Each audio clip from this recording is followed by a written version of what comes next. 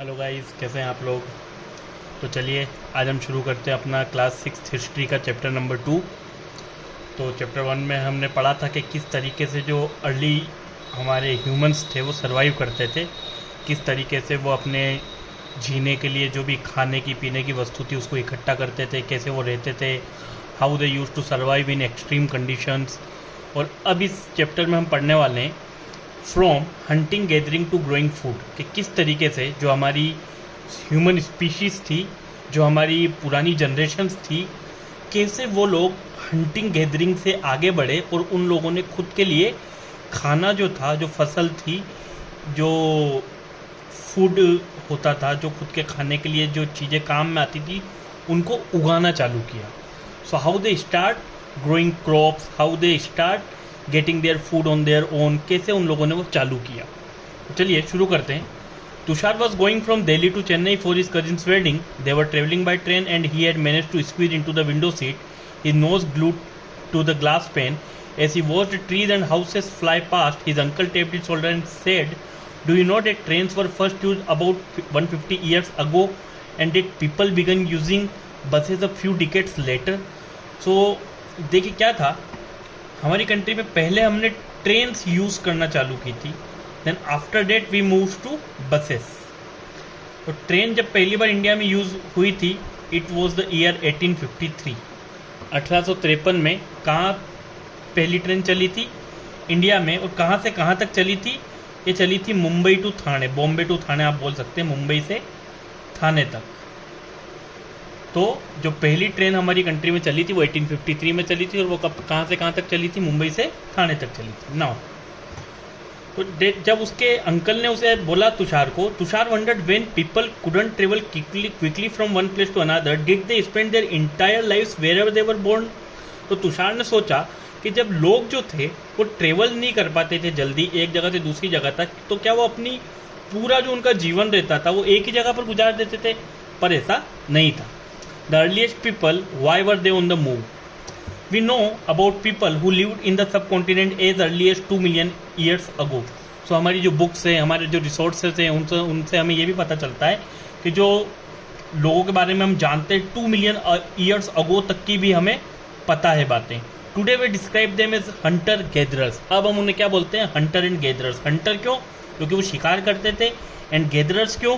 क्योंकि वो जो फूड होता था उसे गैदर करते थे, चाहे वो रूट्स हो, चाहे वो फ्रूट्स हो, चाहे वो कहीं उगने वाली कोई फसल हो, जब तक उन्हें उगाना नहीं आता था तब तक they are gatherers. Either they use to hunt और they use to gather the food. The name comes from the way in which they got their food. और यह हंटर गैदरर जो नाम आया उसी तरीके से आया जिस तरीके से वो अपना फूड, अपना खाना वो एक्वायर करते थे, अपना खाना प्राप्त करते थे। Generally they hunted wild animals, caught fish and birds, gathered fruits, roots, nuts, seeds, leaves, stalks and eggs. तो जनरली वो जो वाइल्ड एनिमल्स थे उनका शिकार करते थे, और मच्छी पकड़ना, देन पक्षियों को पकड़ना, रूट्स सब चीज़ों को इकट्ठा करना। Hunter gatherers move from place to place, वो एक जगह से दूसरी जगह तक मूव करते थे। There are many reasons for this. अब हंटर गैदरर्स एक जगह से दूसरी जगह मूव करते थे, and there are many reasons. तो ये क्वेश्चन भी है। तो पहला रीज़न क्या था? If they had stayed at one place for a long time, they would have eaten up all the available plant and animal resources. कि पहले के ज़माने में जब वो लोग हंटर एंड गैदरर्स अगर वो एक ही जगह पर रहते, तो अगर ज़्यादा समय तक वो एक ही जगह पर रहते तो वो वहाँ पर क्या करते कि उस जगह का जितना भी available plant and animal resources था, क्योंकि उस टाइम उन लोगों को उगाना या और कोई दूसरी चीज़ तो आती नहीं थी, तो उन लोगों के लिए क्या था कि जो भी चीज़ अवेलेबल थी, चाहे वो प्लांट्स हो, चाहे वो एनिमल रिसोर्सेज हो, कि जिन प्लांट को वो यूज़ करते थे एज अ फूड, या फिर जिन एनिमल्स को वो हंट करते थे और उनको यूज़ करते थे एज अ फूड, तो अगर एक ही जगह पर वो ज़्यादा समय तक रहते तो सब कुछ ख़त्म कर देते। Therefore they have to go elsewhere in search of food. इसलिए एक ही जगह पर वो अपना पूरा जो फूड की अवेलेबिलिटी है उसे ख़त्म ना कर दे, इसलिए वो एक जगह से दूसरी जगह फूड की सर्च में जाते थे। Second, animals move from place to place either in search of smaller prey और in the case of deer and wild cattle in search of grass and leaves.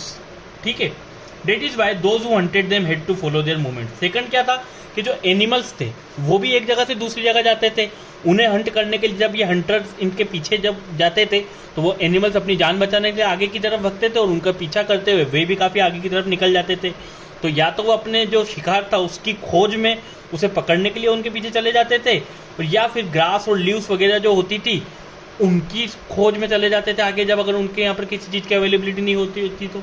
Date is why those who hunted them had to follow their movements. तो जो उनका शिकार करते थे उनको उनके movements की भी खबर रखनी पड़ती थी कि कहाँ पर किस टाइम पर उन्हें अपना शिकार मिलेगा। थर्ड क्या था, plants and trees bear fruit in different season. अब देखिए जो प्लांट्स और ट्रीज होते हैं इनका हर प्लांट और ट्री का एक सीजन रहता है जिसमें उनके अंदर फ्रूट्स आते हैं। अब ये सब जो हंटर एंड गैदरर्स रहते थे इनको भी इस चीज़ की जानकारी होने लगी थी कि किस टाइप के प्लांट्स में फ्रूट्स किस सीजन में आते हैं।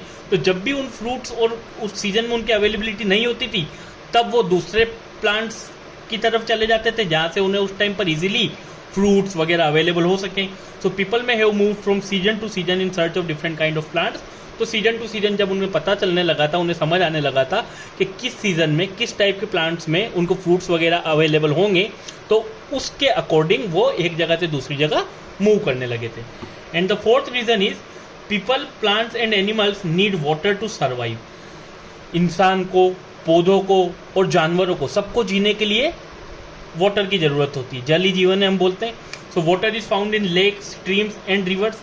और वाटर कहाँ पाया जाता है, या तो लेक्स में या स्ट्रीम्स में, नदियों में, झीलों में, ठीक है, या फिर नहरों में। While many rivers and lakes are perennial, perennial word होता है with water throughout the year. ऐसे वाटर रिसोर्सेज जहाँ पे साल भर पानी अवेलेबल रहता है, ऐसे वाटर रिसोर्सेज को बोला जाता है perennial. But others are seasonal, but जो थी बहुत सारी वो थी सीजनल। अब people living on their banks would have had to go in search of water during the dry season. तो जब भी ड्राई सीजन आता था, विंटर या समर, जब उनमें पानी कम होने लगता था या पानी खत्म हो जाता था, तो जब पानी की खोज के लिए इंसान को एक जगह से दूसरी जगह ट्रेवल करना पड़ता था। How do we know about these people, हमें इन लोगों के बारे में पता कैसे चला? तो लास्ट चैप्टर में हमने पढ़ा था आर्कियोलॉजिस्ट के बारे में, one who study the old things, जो पुरानी चीज़ों के बारे में स्टडी करते हैं उन्हें आर्कियोलॉजिस्ट बोला जाता है। So archaeologist have found some of the things hunter gatherers made and use. तो आर्कियोलॉजिस्ट ने जब वहाँ पे कहीं पे उन्होंने खुदाई करी, कहीं पे उन्होंने खोज की, तब उन्हें कुछ ऐसी चीज़ें मिली जो ये हंटर गैदरर्स बनाते थे और यूज़ करते थे। It is likely that people made and used tools of stone, wood and bone, of which stone tools have survived best. तो ये पता चला कि उस समय पे ये जो लोग रहते थे, ये जो टूल्स बनाते थे ये अपने शिकार करने के लिए या फिर कुछ बनाने के लिए, तो वो किन तीन चीज़ों से बनाते थे, स्टोन से, वुड से या बोन से। और इनमें से जो स्टोन वाले टूल्स बनाते थे उन्होंने सबसे ज़्यादा सर्वाइव किया और वो सबसे ज़्यादा अच्छे तरीके से उनके काम आते थे। और बाद में आर्कियोलॉजिस्ट को भी वही मिले क्योंकि वो ज़्यादा समय तक सर्वाइव कर पाए थे इन एक्सट्रीम कंडीशंस को। Some of these stone tools were used to cut meat and bone, scrape bark and hides, animal skins, chop fruit and roots. तो इनका जो स्टोन टूल्स का यूज़ किया जाता था वो क्यों किया जाता था, जो मीट, जो जानवरों का ये शिकार करते थे उनकी मीट को और उनकी बोन को काटने के लिए, पेड़ों की छाल को निकालने के लिए। क्योंकि हमने लास्ट में भी पढ़ा था कि लास्ट टाइम पे जो मैन्यूस्क्रिप्ट्स वगैरह लिखी जाती थी, जो हाथों से लिखी जाती थी, वो किस पे लिखी जाती थी, बार्क पे लिखी जाती थी, ठीक है।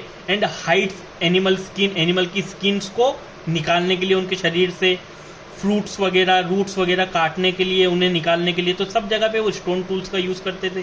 सम may have been attached to handles of bone और वुड। कुछ, अब जैसे कि अभी हमने देखा है कि हमने जो देखे एरोज हम देखते हैं या फिर हम भाला देखते हैं या हम तलवार देखते हैं, तो हम क्या देखते हैं कि वो जो टूल रहता है एक पर्टिकुलर, कोई भी, या आयरन का हो या किसी भी चीज़ का हो, उस पर एक हैंडल जुड़ा हुआ रहता है। उस हैंडल से होता है कि उस चीज़ को ऑपरेट करना आसान हो जाता है।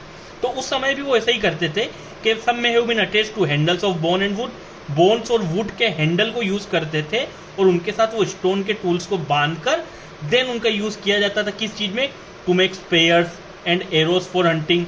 जो शिकार के लिए तीर वगैरह बनाने थे उनमें उनका काम में लिया जाता था। Other tools were used to chop wood, जो कुल्हाड़ी हमने देखी है तो उसके यूज से क्या किया जाता था, लकड़ी को काटा जाता था। Which was used as firewood, जिसका यूज़ आग जलाने के लिए जो लकड़ी है उस रूप में किया जाता था। Woods was also used to make huts and tools, झोपड़ी बनाने के लिए और अलग अलग दूसरे टूल्स बनाने के लिए भी किसका यूज़ किया जाता था, वुड का। ठीक है, अब इस तरीके जो स्टोन टूल्स बनते हैं तो हमने अभी देखा है कि जो भाला होता है या फिर जो तीर होते हैं वो भी इसी शेप में होते हैं। तो स्टोन टूल्स में हैव बीन यूज्ड फॉर, उनका यूज़ क्यों किया जाता था, देखो इस तरीके से कहीं पे डिगिंग करने के लिए, कुछ खोदने के लिए, ताकि एडिबल रूट जो खाने की, एडिबल मतलब होता है जिन चीज़ों को खाया जा सके, तो ऐसी रूट्स जिन्हें एडिबल होती थी, जिन्हें खाया जा सकता था, उनको ग्राउंड से निकालने के लिए, या फिर क्लोथ्स वगैरह को स्टिच करने के लिए, क्योंकि उस टाइम जो कपड़े वो लोग पहनते थे तो जानवरों की जो रहती थी खाल वगैरह या जानवरों की स्किन वगैरह, उनकी जो मतलब चमड़ी वगैरह वो इतनी मोटी होती थी कि वो नॉर्मल चीज़ों से पियर्स हो नहीं सकती थी। तब स्टोन टूल्स का यूज़ करके उन्हें पियर्स किया जाता था, स्टिच किया जाता था, ताकि उन्हें पहनने लायक बनाया जा सके। Choosing a place to live in, look at map 2 below, ये हमारे पास है map 2। All the places marked with red triangle, इसमें रेड ट्राइंगल से कुछ प्लेसेस मार्क्ड है, जैसे भीमबेटका, हुंसगी, कुर्नूल केव्स।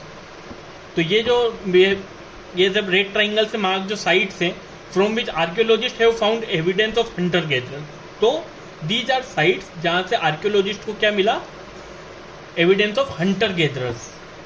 तो कहाँ कहाँ से मिला, भीमबेटका से मिला, भीमबेटका की गुफाएं जो कि मध्य प्रदेश में काफ़ी फेमस है। देन यहाँ पे कुर्नूल केव्स लिखा है, कुर्नूल केव्स जो कि प्रेजेंट आंध्र प्रदेश में आती है। ठीक है, सो ये सब यहाँ से आर्कियोलॉजिस्ट को ऐसे टूल्स मिले जहाँ से उन्हें पता चला कि ये जो है हंटर गैदरर्स, ये साइट्स मिली वहाँ पर, इन जगहों पर, भीमबेटका में, और यहाँ पे जो गुफाएं थी बड़ी बड़ी, वहाँ पर वो लोग रहते थे। Hunter gatherers lived in many more places, only some are shown in the map, तो वो कई जगहों पे रहते थे, बट इसमें कुछ जगहों को ही दिखाया गया है। Many sites were located near source of water such as river and lake, ज़्यादातर जो साइट्स थी वो कहाँ लोकेटेड थी, जहाँ पे source of water easily available हो, क्योंकि इंसान को जीने के लिए पानी की ज़रूरत रहती ही थी, और पानी जहाँ पे रहता था उसके आसपास पेड़ पौधे, जानवर, वो भी आसानी से मिल जाते थे। तो यूजुअली जो इंसान थे हमारे पुराने ज़माने के, जो हमारे एंसेस्टर्स हम बोल सकते हैं, जो हमारी अर्ली ह्यूमन स्पीशीज थी, वो लोग ज़्यादातर ऐसी जगह पे रहना पसंद करते थे जहाँ से वाटर रिसोर्सेज वगैरह इजीली अवेलेबल होते थे। तो ये आप देख सकते हैं भीमबेटका, और यहाँ पे आप देख सकते हैं कुर्नूल केव्स। तो ये जो थी, ये ऐसी जगह थी जहाँ से आर्कियोलॉजिस्ट को क्या मिला था, साइट्स मिली थी, और उनको एविडेंस मिले थे कि हंटर गैदरर्स जो थे वो लोग यहाँ पर पाए जाते थे, या फिर वो यहाँ पर रहे होंगे। Bhimbetka in present day Madhya Pradesh, ये जो आपको दिख रहा है, ये इस तरीके से वहाँ पे भीमबेटका की गुफाएं हैं। तो Bhimbetka in present day Madhya Pradesh, this is an old site with caves and rock shelters, जहाँ पे गुफाएं और जो चट्टानों के मतलब शेल्टर्स होते हैं वो यहाँ पर पाए गए हैं।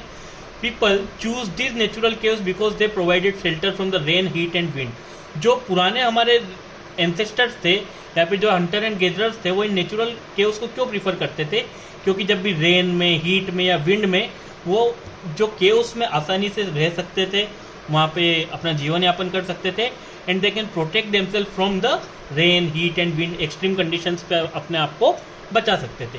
These rock shelters are close to the Narmada valley, ये जो रॉक शेल्टर्स थे ये नर्मदा वैली के पास थे। Can you think of why people choose to live here, तो इसके बारे में हम ऑलरेडी डिस्कस कर चुके हैं, क्योंकि ये जो वैलीज वगैरह रहती थी जहाँ पे वाटर रिसोर्स इजीली अवेलेबल रहता था, तो वहाँ पे उन्हें हर चीज़ की अवेलेबिलिटी, जो उस टाइम उनको अपना जीवन यापन करने के लिए या फिर to survive well at that time, they use to stay at some place where they can easily get access to all the resources which are useful for them और which are necessarily used to survive at that time.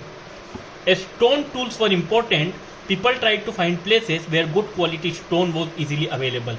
तो अब इन चट्टानों के यहाँ पर जो stones वगैरह रहते थे, क्योंकि उस टाइम पे स्टोन टूल्स का यूज़ किया जाता था हंटिंग के लिए, then to gather edible roots को डिगिंग करके उनको निकालने के लिए, या फिर टू स्टिच देयर क्लोथ्स, तो वो भी स्टोन्स भी उन्होंने यहाँ ईजीली अवेलेबल हो जाते थे। तो एक कारण आप ये भी मान सकते हैं। Now rock paintings and what they tell us, a painting from a rock shelter, तो ये कहीं पे एक रॉक शेल्टर में इस तरह की पेंटिंग थी, तो आप ये देख सकते हैं कि ये एक जानवर है एंड पीछे a person is chasing that animal.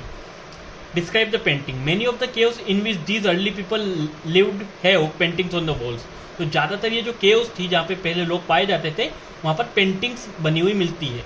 Some of best examples are from Madhya Pradesh and southern Uttar Pradesh, तो सदर्न उत्तर प्रदेश और मध्य प्रदेश का जो पार्ट है यहाँ पे कई ऐसे एग्जाम्पल्स मिलते हैं। These paintings show wild animals drawn with great accuracy and skill. तो इन पेंटिंग्स के अंदर कई वाइल्ड एनिमल, जंगली जानवरों को दिखाया गया है, and they have been drawn with great accuracy and skill. मतलब उस समय भी जब उन लोगों ने इन सब ड्राइंग्स वगैरह को क्रिएट किया होगा तो they were very precise with their skills. मतलब बहुत स्किलफुली उन्होंने वो डिज़ाइन किया है कि it is not hard for us to interpret from those images that how our ancestors, how those people who are hunters and gatherers used to survive at that time. Now, sites. Sites are places where the remains of things were found. तो sites उन जगहों को कहा जाता है जहाँ पे अवशेष मिलते हैं। इन्हें हिंदी में जो रिमेन्स होता है उन्हें अवशेष कहा जाता है। तो जो रिमेन्स ऑफ थिंग्स जहाँ से मिलते हैं उन्हें साइट्स कहा जाता है। These were made, used and left behind by people. तो ये जो जगह होती है इन्हें बनाया जाता था, उन जगह का उपयोग किया जाता था और बाद में वो लोग उसे छोड़ के एक जगह से दूसरी जगह ट्रेवल कर जाते थे। These may be found on the surface of the earth, buried under the earth और समटाइम्स इवन अंडर वाटर। तो ये जो साइट्स थी ये कभी कभी तो सरफेस के ऊपर मिल जाती थी, कभी कभी कोई खुदाई वगैरह होती थी उसके अंदर मिलती थी, या कभी कभी तो पानी के अंदर भी कई ऐसी साइट्स मिली है। तो अगर उस टाइम पे जैसे बाढ़ आई होगी या उस टाइम पे कोई एरिया अगर फ्लड के अंदर आप कह सकते हैं कि डूब गया होगा, एंड आफ्टर डेट जब धीरे धीरे समय आगे बढ़ा एंड वहाँ पे खुदाई हुई है, वहाँ पे कुछ बना, then at that time on the excavation या फिर खुदाई में डिगिंग पर ये पता चला कि अच्छा यहाँ पर पहले से कोई पर्टिकुलर चीज़ थी जिसे कि फिर आर्कियोलॉजिस्ट स्टडी करते हैं। You will learn more about different sites in later chapters. हम और ज़्यादा साइट्स के बारे में आगे के चैप्टर्स में पढ़ेंगे। Finding out about fire. Find the Kurnool caves on map 2। हम ऑलरेडी कुर्नूल केव्स को मैप 2 पे देख चुके हैं। Traces of ash have been found here. तो जो राख थी, राख एश जो होता है उसके ट्रेसेस यहाँ पर मिले थे। This suggest that people were familiar with the use of fire. इससे ये पता चलता है कि जो उस समय पे लोग थे वो फायर के यूज से फेमिलियर थे, उन्हें पता था कि आग का यूज क्या होता है। How can they use fire, either to protect them from the wild animals और टू कुक देयर फूड और to keep themselves warm in cold and extreme conditions. तो यहाँ पे जब एश मिली तो उससे आर्कियोलॉजिस्ट ने ये जज किया कि जो पहले के उस समय के हमारे अर्ली ह्यूमन बींग्स थे वो फायर से फेमिलियर थे। Fire could have been used for many things. अब फायर को कई तरीके से यूज़ किया जा सकता है। किस तरीके से? As a source of light, एक लाइट का सोर्स। आज भी हम जानते हैं आग एक बहुत बड़ा सोर्स है लाइट का। टू रोस्ट मीट, क्योंकि उस टाइम पे हमारे जो अर्ली एंसेस्टर्स थे वो मीट कच्चा खाते थे तो वो उसको पका कर भी खा सकते थे। And to scare away animals, और जानवरों को, जो वाइल्ड एनिमल्स थे उन्हें अपने आप से दूर रखने के लिए या अपने आप को उनसे प्रोटेक्ट करने के लिए। What do we use fire for today? आज हम फायर का यूज़ क्यों करते हैं? So it can be easily answered कि why how and why we are using fire right now. Names and dates. Archaeologist have given lengthy names for the time date we are studying. तो archaeologist ने कई बड़े बड़े नाम दिए हैं उस टाइम को जिनके बारे में पढ़ते हैं। They called the earliest period, जो अर्लीस्ट पीरियड था सबसे पहला उसको पैलियोलिथिक एज बोला गया है। उसको क्या बोला गया है? Palaeolithic age. अब ये देखिए, पैलियो मीन्स होता है ओल्ड और लिथिक मीन्स होता है स्टोन। तो पैलियोलिथिक जो एज जो सबसे पहले थी उसको बोला जाता है ओल्ड स्टोन एज। तो ये दो ग्रीक वर्ड है पैलियो एंड लिथिक जिनसे मिलके बना है पैलियोलिथिक। सो पैलियो का मतलब होता है ओल्ड, लिथिक का मतलब होता है स्टोन, तो इसको बोला जाता है old stone age. The name points to the importance of finds of stone tools. Name किसकी तरफ वो करता है? Importance of find of stone tools की। जो स्टोन टूल्स वगैरह हैं ये उस समय इन्वेंट हुए होंगे। The Palaeolithic period extends from 2 million years to about 12,000 years ago. So about 2 million years ago to 12,000 years ago. To 12,000 years ago. This long stretch of time is divided into lower, middle and upper Paleolithic. तो ये जो Paleolithic as है इसको 3 parts में divide किया गया था, lower, middle and upper. This long span of time covers 99% of human history. और ऐसा माना जाता है कि इसी के अंदर 99% ऑफ ह्यूमन हिस्ट्री कवर्ड है पूरी। किसके अंदर? पैलियोलिथिक एज के अंदर। The period when we find environment changes, तो वो वाला समय जब इन्वायरमेंट में चेंजेस आना चालू हुए, it begin about 12,000 years ago till about 10,000 years अगो, इसको बोला जाता है मेसोलिथिक एज। मेसो मीन्स होता है मिडिल, स्टोन मीन्स होता है, लिथिक मीन्स होता है स्टोन, तो मिडिल स्टोन एज। तो वो एज जब हमारे इन्वायरमेंट में धीरे धीरे चेंज आने लगा, वो था आपका कौन सा, मेसोलिथिक। मेसोलिथिक ये कब से कब तक था, ये 12,000 टू 10,000 ईयर्स अगो तक, 10,000 years ago. Stone tools found during this period are generally tiny and are called microliths. तो इस पीरियड में, मेसोलिथिक पीरियड में जो स्टोन टूल्स पाए गए वो छोटे छोटे होते थे एंड आर कॉल्ड माइक्रोलिथ्स, और उन्हें क्या कहा जाता था, माइक्रोलिथ्स। तो microliths are stone tools found during the mesolithic age. Microliths were probably stuck onto handles of bone or wood to make tools such as saws and sickles. तो जो microlith थे ये यूजुअली क्या होते थे, जो बोन्स और वुड के हैंडल पे ये जो टूल्स बनाए जाते थे वो थे। At the same time older varieties of tools continue to be in use. तो ये तो बनाए और जो पुराने टूल्स थे उनका भी उपयोग किया गया। The next stage from about 10,000 years ago is known as the neo. Neo means होता है न्यू और लिथिक मीन्स होता है स्टोन, तो new stone as. What do you think the term Neolithic means? तो 10,000 ईयर्स अगो के बाद से जो अभी तक है उसको neolithic age, new stone age बोला जाता है। We have also mentioned the names of some places. You will find the names of many more places in later chapters. Very often we use present day names of the places where people lived in the past because we do not know what they called them. तो हम कई बार जो पुरानी जगह पे लोग रहते थे तो उनका मॉडर्न नेम ही यूज़ करते हैं, क्योंकि अभी तक हमें कोई रिसोर्सेज या कोई जानकारी नहीं मिली है कि पुराने समय में उन जगह को किन नामों से जाना जाता था। Next, a changing environment around 12,000 years ago. तो सब जब कौन सी एज आई, जब आपकी मेसोलिथिक एज आई। There were major changes in the climate of the world. जो क्लाइमेटिक कंडीशन थी वर्ल्ड की वो चेंज हुई with a shift to relatively warm condition. जो टेम्परेचर था, जो क्लाइमेट था वो थोड़ा वार्म होने लगा। In many areas this led to the development of grasslands and because of this कई एरिया में क्या हुआ, ग्रासलैंड्स डेवलप हो गए। क्या डेवलप हो गए, grassland. This in turn led to an increase in the number of deer, antelope, goat, sheep and cattle, animals that survived on grass. तो जब ग्रासलैंड बनने लगे तो ये सब जो एनिमल थे जो ग्रास पे सर्वाइव करते थे, गोट, शिप, कैटल, एंटेलोप, डियर, इनके जो नंबर थी वो भी इंक्रीज होने लगी। Those who hunted these animals now followed them। फिर जो हमारे पूर्वज, जो हमारे एंसेस्टर, जो अर्ली ह्यूमन बींग्स इन्हें हंट करते थे, अब वो इनको फॉलो करने लगे। Learning about their food habits, उनकी फूड हैबिट्स को जानने लगे धीरे धीरे, एंड देयर ब्रीडिंग सीजन्स, और जानने लगे कि किस तरीके से ये जो कैटल्स थे, गॉट, शिप, ये सब जो थे ये ब्रीड करते थे, ये कैसे अपने आप को मतलब अपनी जनरेशन को बढ़ाते थे या कैसे रिप्रोडक्शन करते थे। तो वो उन सब चीज़ों के बारे में स्टडी करने लगे। It is likely that this help people to start thinking about herding and rearing these animal themself. और इसी तरीके से जब उन्होंने उन्हें फॉलो किया, उनके बारे में जानने लगे, सो उन्हें यह आइडिया आया उनके दिमाग में कि they can rear these animals, और उनकी हर्डिंग कर सकते हैं, उन्हें पाल सकते हैं और उन्हें झुंड में रख सकते हैं। फिशिंग ऑल्सो बिकेम इम्पोर्टेंट, और फिशिंग भी एक इम्पोर्टेंट पार्ट बन गई थी। The beginning of farming and herding. This was also a time when several grain-bearing grasses, including wheat, barley, and rice, grew naturally in different parts of the subcontinent. और यही वो समय था जब ये जो several grain-bearing grasses थी, जिनमें wheat, barley, rice वगैरह आती है, ये different parts of subcontinent में naturally उगने लगी। Men, women, and children probably collected these grains as food। जो men, women और children थे उन्होंने पहले इन्हें collect किया होगा, and learned where they grew and when they ripened।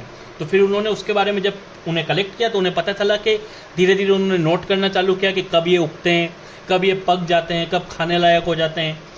This may have led them to think about growing plants on their own. और धीरे धीरे उनको समझ आने लगा कि वे खुद भी इनको उगा सकते हैं।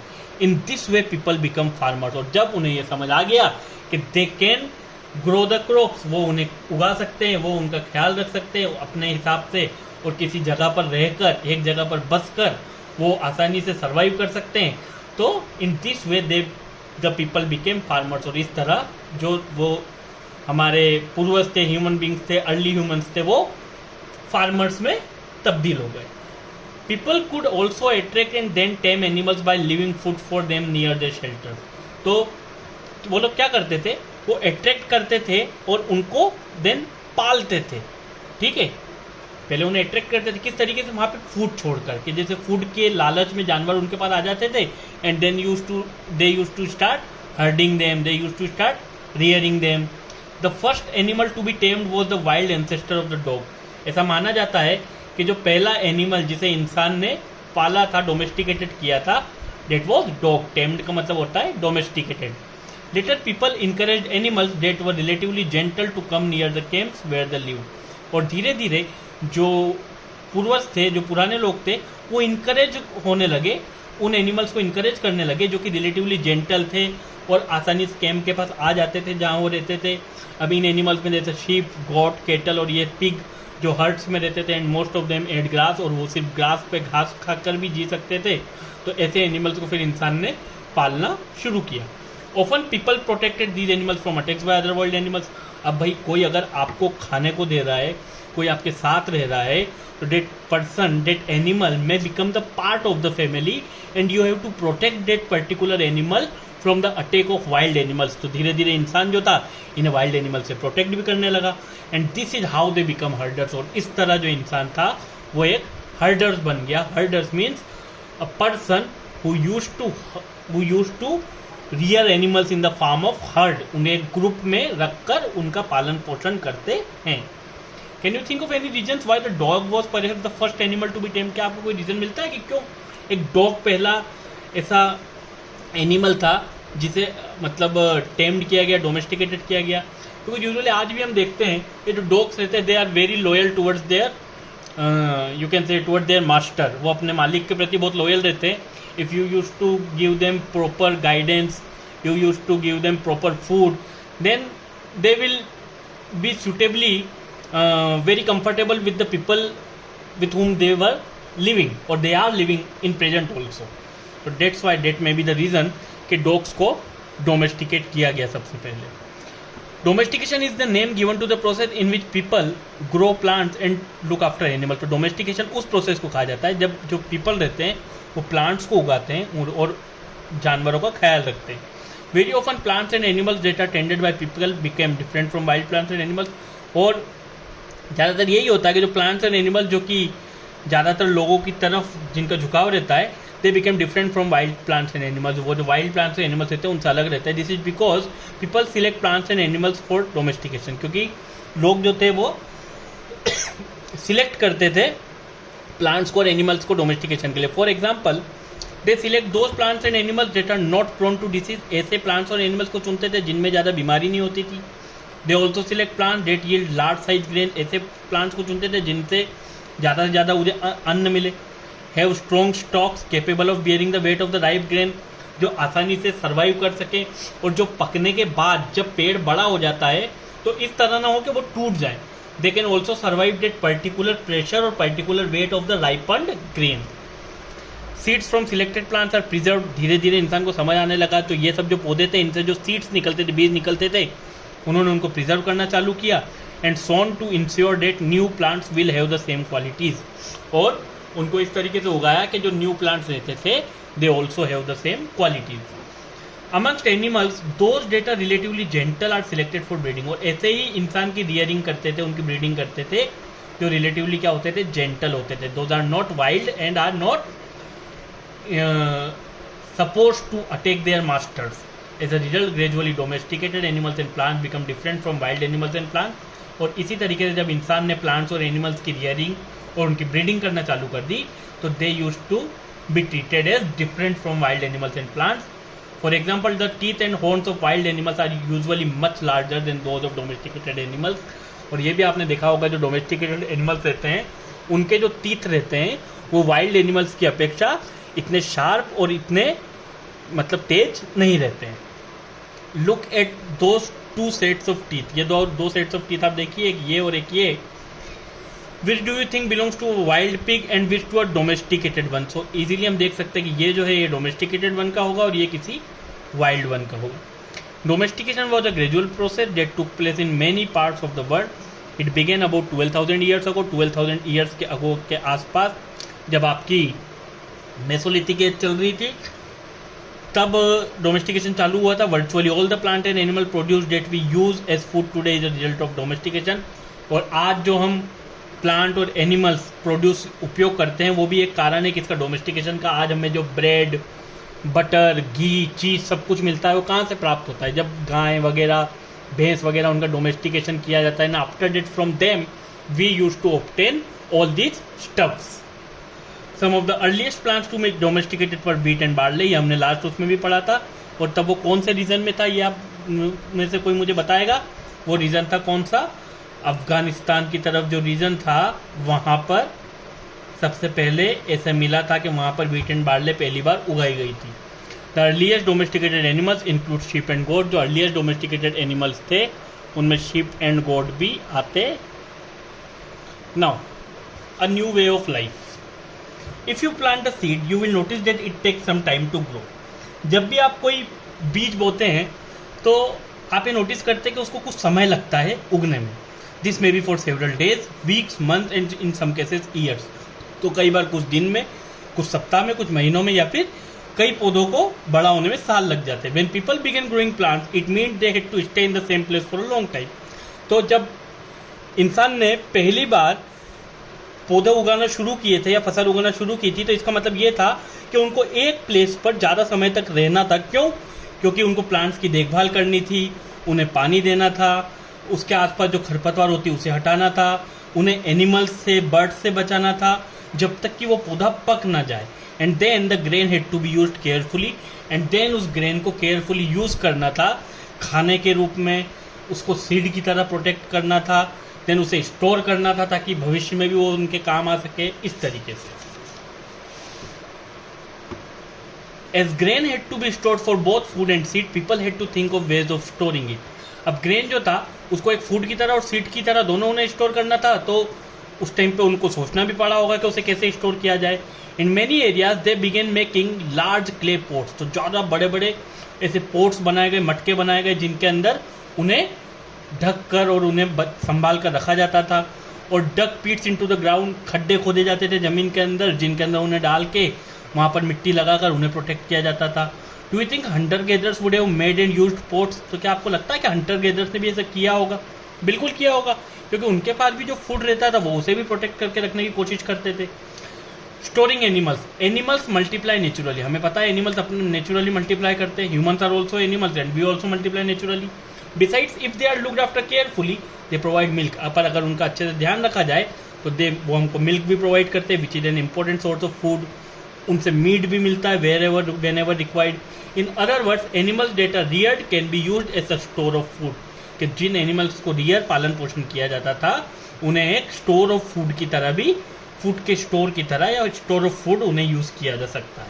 Apart from food what are the other things that could have been obtained from animals. तो एनिमल्स से क्या क्या मिल सकता है? देखिए एनिमल्स से वूल मिलता है, फिर एनिमल्स के जो उनके जो हॉर्न्स वगैरह हैं वो भी यूज़ किए जाते हैं. कई आपने सुना होगा कि हाथी के दांत वगैरह उनकी स्मगलिंग की जाती है. तो कई अलग अलग जगह पर अलग अलग तरीके से एनिमल्स की बॉडीज़ की डिफरेंट पार्ट्स को यूज़ में लिया जाता है. What are animals use for today? तो आज तो एनिमल्स को आप देख रहे हैं अलग अलग फील्ड में अलग अलग जगह एनिमल्स, कई जगह पे जैसे हॉर्स रेस होती है, फिर आप देखेंगे पोलो एक गेम होता है जिसके अंदर भी इनका यूज़ किया जाता है. फिर कई जगह पर आप देखिए बुलॉक जो ऑक्स वगैरह होते हैं उनका यूज़ खेती में अभी भी किया जाता है. कई जगह पर गाय वगैरह को पाला जाता है ताकि उनसे दूध मिल सके. तो there are many uses which we can obtain from animals and they are so much useful for the survival of human beings. Finding out about the first farmers and herders. Turn to map 2. You will notice a number of blue squares. So ये again हमारा map है, map 2. And इसमें आप ये देख रहे हैं कई जगह पर ये ऐसे ब्लू स्क्वायर बने हुए हैं. ठीक है, मेहरगढ़, बुरजहोम, चिरंड, कोडीवा, तो ये बहुत सारी ऐसी अलग अलग जगह है. Now, each marks a site from where archaeologists have found evidence of early farmers and herders. तो ये सब जो साइट थी ये सब ऐसी जगह है जहाँ से आर्कियोलॉजिस्ट को एविडेंस मिले, सबूत मिले कि यहाँ पर पहले फार्मर्स और हर्डर्स रहते थे. These are found all over the subcontinent. ये पूरे सबकॉन्टिनेंट में अलग अलग जगह पर उन्हें मिले. Some of the most important ones are in the northwest. जो ज़्यादातर थे मोस्ट इम्पोर्टेंट वो कहाँ, जो कि नॉर्थ वेस्ट के एरिया में मिले, जो कि आज के प्रेजेंट डे कश्मीर में बुर्ज होम जिसका भी हमने नाम पढ़ा, and in east and south India, और जो ईस्ट और साउथ इंडिया में भी उन्हें ये जो थे एविडेंस मिले थे। To find out whether this sites were settlements of farmers and herders, scientist study evidence of plants and animals bone. तो ये फाइंड आउट करने के लिए कि क्या ये साइट सेटलमेंट्स थी फार्मर्स एंड हर्डर्स की, साइंटिस्ट को उनकी स्टडी करनी पड़ी, जो भी उन्हें वहाँ से प्लांट्स एंड एनिमल्स बोन मिले थे। One of the most exciting finds includes remains of burned grain, और जो एक सबसे इम्पोर्टेंट एक्साइटिंग फाइंड्स थी वो ये थी कि उन्हें बर्न्ड ग्रेन मिले थे। मतलब उस समय का जो इंसान था वो खाने को पकाकर खाना सीख चुका था कि किस तरीके से कच्चे खाने को पकाकर वो उपयोग में ले सकते थे। These may have been burnt accidentally or on the purpose, तो ये एक्सीडेंटली भी हो सकता है कि आग लगी और वो जल गए, और या फिर पर्पस से भी किया गया हो सकता था। Scientists can identify these grains, and so we know that a number of crops were grown in different parts of the subcontinent. They can also identify the bones of different animals. जो scientist थे वो इन grains को identify कर पाए, तो उससे पता चला कि उस समय पे कौन कौन सी क्रॉप जो थी वो उस टाइम पे उगाई जाती थी, और उनकी जो बोन्स मिली थी डिफरेंट एनिमल्स की, उससे ये भी पता चला कि कौन से टाइप के जानवर रहते थे। Towards a settled life, archaeologist have found traces of huts और हाउसेस एट सम साइट। तो आर्कियोलॉजिस्ट को कई जगह पर जो झोपड़ियाँ थी, जो घर थे, उनके भी कुछ एविडेंस मिले, ट्रेसेस मिले। For instance in Burj home, जो अभी प्रेजेंट डे कश्मीर में आता है, पीपल बिल्ड पिट हाउसेस। पिट हाउसेस मतलब ऐसे घर जो जमीन में नीचे की तरफ खड्डे की तरह खोदे जाते थे, एंड देन उसमें सीढ़ियाँ बनाई जाती थी, ताकि जब वेदर अच्छा ना हो, जब एक्सट्रीम कंडीशंस हो, या फिर जब रात को इंसान सोता था तो वाइल्ड एनिमल्स से अपने आप को प्रोटेक्ट करने के लिए they can use that place to make them self safe, अपने आप को सेफ रखने के लिए उन पीट हाउसेस का उपयोग करते थे। These may have provided shelter in cold weather, cold weather में वहाँ उन्हें शेल्टर मिलता था। Archaeologist have also found cooking hearths both inside and outside the hut, तो हट के अंदर और बाहर कुकिंग हर्ट इस तरीके से, जिसे हम बोलते हैं ना, एक तरीके से आप कह सकते हैं चूल्हा टाइप से ऐसी चीज़ मिली जहाँ पे कुछ पकाया जाता था। Which suggest that depending on weather people could cook food either indoors and outdoors. तो आज भी हम ऐसे ही करते हैं कि कई बार आप गाँव में अगर रहते हैं या अपने हमारे गाँव में हम जाते हैं तो देखा होगा कि आज भी गाँव में अगर मौसम बिल्कुल ऐसा रहता है अच्छा, तो शाम के टाइम जो वहाँ पे रहने वाले लोग हैं वो चूल्हे पे ही रोटी बनाते हैं। और अगर हम शहर में रहते हैं तो क्योंकि बाहर ये सब चीज़ों की पॉसिबिलिटी या अवेलेबिलिटी इतनी आसानी से नहीं है, तो यूजुअली हम घर में कुक करते हैं खाने को। Now draw a pit house, ये काम हमारा नहीं है। Stone tools have been found from many sites as well, कई जगह से स्टोन टूल्स भी मिले थे। Many of these are different from the earlier palaeolithic tools, and that is why they are called neolithic. और कई जो टूल्स थे वो डिफरेंट थे पेलियोलिथिक टूल्स से, और डेट्स वाई उन टूल्स को नियोलिथिक कहा गया कि वो न्यू जो स्टोन एज है उस समय में बनाए गए थे। These include tools that were polished to give a fine cutting edge। तो ये टूल्स इसलिए नियोलिथिक कहे गए क्योंकि जो इन एजेस में फिनिशिंग थी, कटिंग थी, यूज़ किया गया था, इनको बनाने में, करने में, वो बहुत अच्छी तरीके से इन्हें स्किल्ड वे में वो किया गया था। That's why they are called neolithic. And mortars and pestles for grinding grain, जैसे अभी भी गाँव में जो जिसे कहा था चक्की, जिसमें दो पत्थरों के बीच में गेहूं को डाल के उसको पीसा जाता है, उसमें आटा निकाला जाता है, तो ये सब भी उस टाइम पे फाइंड हुए। At the same time, tools of the Paleolithic types continued to be made and used, and remember some tools were also made of bone। कई जो tools थे वो bone से भी बने हुए थे। Many kinds of earthen pots have also been found। कई earthen pot जो ऐसे मटके वगैरह थे वो भी मिले। These were sometimes decorated and were used for storing things। तो इनको कई बार बहुत अच्छे से सजाया जाता था, and were used for storing things। और उनका यूज जो था वो जैसे सीड्स वगैरह को हमने पढ़ा है, फूड को उनको स्टोर करने के लिए किया जाता था। People began using pots for cooking food. लोग उस टाइम पे पोट्स बनाने लगे, क्यों? ताकि जो खाना, पका हुआ खाना था उसे रखने के लिए, जैसे राइस, व्हीट, दाल, ये सब जो एक इम्पोर्टेंट पार्ट ऑफ डाइट बन चुका था उस समय पे ह्यूमन बींग के, उन्हें रखने के लिए और उन्हें अच्छे से प्रोटेक्ट करने के लिए। Besides they began weaving cloth using different kinds of material. धीरे धीरे इंसान ने कपड़ों को सिलना चालू किया और different kinds of material use किए। जैसे पहले तो इंसान जो था सिर्फ एक जानवरों की खाल से रहता था, then as the time evolve they found different sources from which they can make new types and different types of clothes. For example cotton that could now be grown. Did things change everywhere and all at once? क्या आपको लगता है कि जो ये सब चीज़ें थी ये हर जगह बदली थी और एकदम से बदली थी? नहीं, in many areas men and women still continue to hunt and gather food. जैसे हमने लास्ट चैप्टर में भी पढ़ा था कि अंडमान एंड निकोबार में अभी भी कई जातियाँ, कई प्रजाति, कई लोग ऐसे हैं जो आज भी सी फूड्स वगैरह जो रहते हैं, हंटिंग, फिशिंग, उस पर निर्भर करते हैं उनकी डेली लाइफ में सर्वाइव करने के लिए। They are not still have access to electricity और हैव मतलब their homes where they can live easily और the facilities of roads and everything is provided to them. तो उस टाइम भी एकदम से ऐसा नहीं हुआ था कि इंसान एकदम से बदल गया था, इन्हें एकदम से every person have access to each and everything by which they can survive in a proper manner. And elsewhere people adapted farming and herding slowly. धीरे धीरे लोगों ने इन चीज़ों को देखा, सीखा, उन्हें एडॉप्ट करना चालू किया। सेवरल थाउजेंड ईयर्स लग गए इंसान को अपने आप को इवॉल्व करने में। Besides in some cases people tried to combine these activities doing different things during different season. और कई जगह पर ऐसा हुआ कि लोगों ने इन एक्टिविटीज़ को कंबाइन किया और उन्होंने ये डिसाइड किया कि डिफरेंट सीजन्स में they use to do different type of work. A closer look, living and dying in Mehergarh. Find Mehergarh on map 2. So again, this is map 2 and this is Mehergarh, which is now lie in Pakistan. This site is located in a fertile plain. ये एक बहुत उपजाऊ जमीन थी near the Bolan पास, जो बोलान पास के पास है, which is one of the most important routes into Iran. So Bharat से ईरान की तरफ जाने के लिए एक जो रास्ता है उसे बोलान पास कहा जाता है, way to Iran. Mehrgarh was probably one of the places where people learn to grow barley and wheat and rear sheep and goats for the first time in this area. और ऐसा माना जाता है कि इस एरिया में मेहरगढ़ ऐसे एक पहली जगह थी जहाँ पर लोगों ने सीखा कि कैसे बार्ली और व्हीट को उगाना है और कैसे शीप और जो गोट्स थी उनको रियर करना है। It is one of the earliest villages that we know about, और ये one of the earliest village है जिसके बारे में हम जानते हैं। At this site many animal bones were found. कई एनिमल की बोन्स यहाँ पाई गई। Bones of wild animals such as the deer and pig and also bones of sheep and goat were found. Other finds at Mehrgarh include remains of square और rectangle houses. यहाँ पे कई square और rectangle houses भी मिले थे। Each house had 4 और मोर compartments. तो ये जो आप साइड में देख रहे हैं इस तरीके से वहाँ पे कई स्क्वायर और रेक्टेंगल हाउस भी मिले, जिनमें अब देखिए 4 इस टाइप से अलग अलग कंपार्टमेंट्स बने हुए होते थे।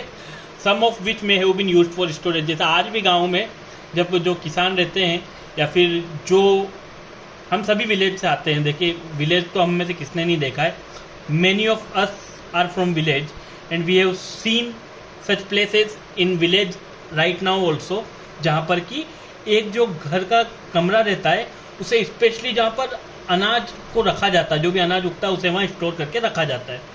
When people die, their relatives and friends generally pay respect to them. तो जो पहले के ज़माने में जब इंसान मरता था तो उनके जो रिलेटिव्स और फ्रेंड्स थे वो उन्हें अपनी रिस्पेक्ट पे करते थे। पीपल लुक आफ्टर देम, उनका ध्यान रखते थे। Perhaps in the believe that, क्या माना जाता था पहले कि there is some form of life after death, कि मृत्यु के बाद भी एक जीवन होता है। Burial is one such arrangement. तो सेवरल बरियल साइट्स भी मेहरगढ़ में मिली and in one instance the dead person were buried with goats, was buried with goats. और एक इंस्टेंट पे तो वहाँ जो डेड पर्सन मिला उसके साथ गोट्स को भी बरी किया गया था, और ये माना जाता था कि they probably mean to serve as food in the next world. तो जैसे हम सब ने पढ़ा है कि इजिप्ट में जो ममीज वगैरह मिली है पिरामिड्स में, उनके साथ कई सोना, हीरे, जवाहरात, ये सब भी वहाँ पे उस टाइम पे उनके साथ डाला जाता था उनकी कब्र में। ये माना जाता था कि वो लोग जो हैं एक अगले जीवन में जा रहे हैं जहाँ पे उन्हें इन सब चीज़ों की, खाने की चीज़ों की या फिर ये जो भौतिक चीज़ें रहती थी, पैसा वगैरह, इन सब की ज़रूरत होगी। Now this is elsewhere. यहाँ पे हमने पढ़ा फ्रांस की एक ये पेंटिंग है, find France in your Atlas. The painting below is from a cave in France. France में इस तरह की केव एक मिली थी जहाँ पे ये इस तरीके की पेंटिंग मिली। So from here we can understand that there are different kinds of people at the same time surviving in many parts of the world. अलग अलग जगह पर अलग अलग तरीके से हर टाइम पर, वो चाहे कोई भी एज हो, वो लोग वहाँ पर सर्वाइव कर रहे थे अपने अपने तरीकों से। They are helping themselves to grow and to help other and themself also to survive in those critical situation at that time. So यहाँ पे हमने एक और चीज़ आखनी पड़ी, एक neolithic site, one of the most famous neolithic sites Catalhoyuk करके एक जगह है जो टर्की एक देश है, वहाँ पर पाई गई है एक नियोलिथिक साइट से। And this is all about this chapter. ये इस चैप्टर में था। तो आई होप कि हम इस चैप्टर को आपको अच्छे से समझा पाए होंगे। एंड इस तरीके से हमारा 6th क्लास का सेकंड चैप्टर आज हिस्ट्री का ख़त्म हुआ। सो आपके लिए अगला जो 3rd चैप्टर है उसे हम जल्द से जल्द लेकर आएंगे। तो आप लोग पढ़ते रहिए and thank you so much. Channel को लाइक कीजिए, शेयर कीजिए, सब्सक्राइब कीजिए और चैनल पे आते रहिए।